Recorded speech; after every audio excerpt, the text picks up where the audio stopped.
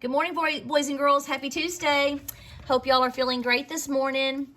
Today, we are working on telling time when the hour is between two numbers. So this is tricky time is what we're doing. Today, we're talking about tricky times because it is sometimes tricky to tell what the hour is. So let's look. This is a little clock, and they've got it cut out kind of like a pie. They've got pieces cut out. They've got the hours cut out, if you notice, and the hours. Now, sometimes time is tricky. Like if I were to look at, hang on just a second, if I were to look at this time here, and I'll zoom in. Okay, give it a second. If I were to look at this time here, it would be hard for me to tell. Honestly, it looks like it's 3 o'clock, but it's not in the 3 o'clock hour. It's still in the 2 o'clock hour. So this is when it gets really tricky today, these are tricky times. So we like to call it the danger zone when our minute hand gets in a certain place. But let's talk about the clock again for just a second. So the clock is divided into 12 hours. That's not new for you. And if you notice, between each number on this clock, they've cut out little pieces.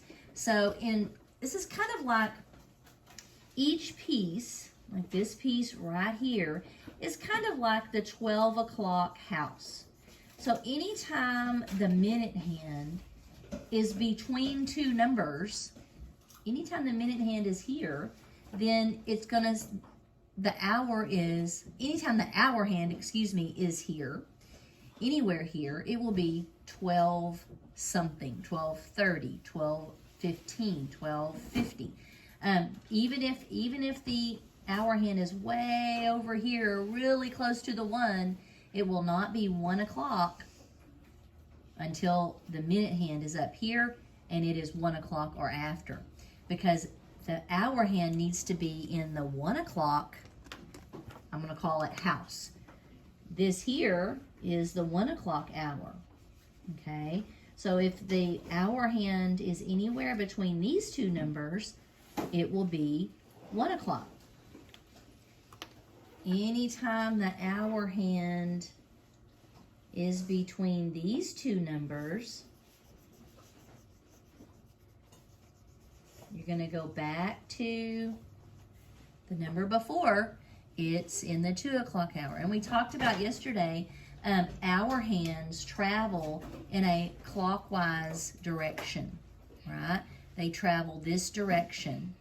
And we talked about how when you look at the hour hand, you're looking at the last number that the hour hand passed. Okay, so let me show you this. I hope it shows clearly. I just thought of it. This is called our Judy clock. It's our learning clock. Let me see. I don't know if it's going to show the whole thing. And the way it works is when the minute hand you can move, but you can't move the hour hand. So it's pretty accurate about where the hour hand will be when you move the the minute hand, okay? So if you look at that, you got to think, when I'm telling time, I think, okay, look at which hand first. Look at the hour hand first. The shorty comes first. So we're going to look here, and it's pointing to the 4, and we know that this is 4 o'clock when it's at the 12.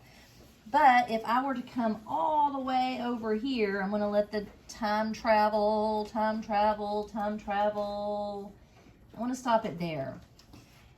If you notice, this hour hand looks like it is on the 5. It looks like, oh, it's 5 o'clock. It's not 5 o'clock, boys and girls. It is almost 5 o'clock. I know it's touching the 5, but it is not 5 o'clock yet. It is literally 10 minutes till. I can say 5:10. It's 10 minutes till 5, but it won't be 5 o'clock until it is right there on the 12. So it's almost 5 o'clock, okay? So if you want to know the time, you look at the hour hand first.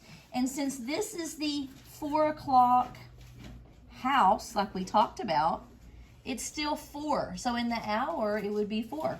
And then you can count by fives. 5, 10, 15, 20, 25, 30, 35, 40, 45, 50. So it will be 4:50, even though it's literally touching that 5. Now I'm going to get my clock off the wall and show you a real clock. Hang on. We're going to show you a real clock with a real time. And now on video, we haven't talked about this little hand here. Not all clocks have this hand that moves. This is a second hand. You don't need to use that hand. If your clock has it, you don't have to use that hand to tell time.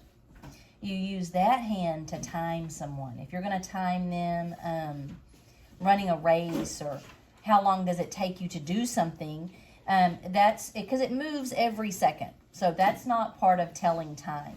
So telling time are these that are more still, okay? It takes an hour for this hand to go all the way around the clock. It only takes 60 seconds for that hand to travel all the way around the clock, okay? So if you look at this time, we start with the hour hand. Remember, shorty comes first. The short hand comes first. And it looks like it's 9 o'clock. It's not 9 o'clock. It is almost 9 o'clock, isn't it? It's like 5 minutes till 9 o'clock. So it's not 9 o'clock. It's still in the 8 o'clock hour. So it's 8, 5, 10, 15, 20, 25, 30, 35, 40, 45, 50, 55. It's really 8:55, or you could say 5 minutes till 9, or 5 minutes to 9. So today is about tricky times. So let's think about that with these clocks. Here, I'm going to zoom in a little bit. Okay, so in this, we're going to think about these houses. Today, since they're tricky times, most of your work will have these little cutouts there to help you. Remember, it goes in this direction. Time is, the hands travel in the clockwise direction. So the last number that the hour hand passed, it's traveling this way. The last number it passed is the 5.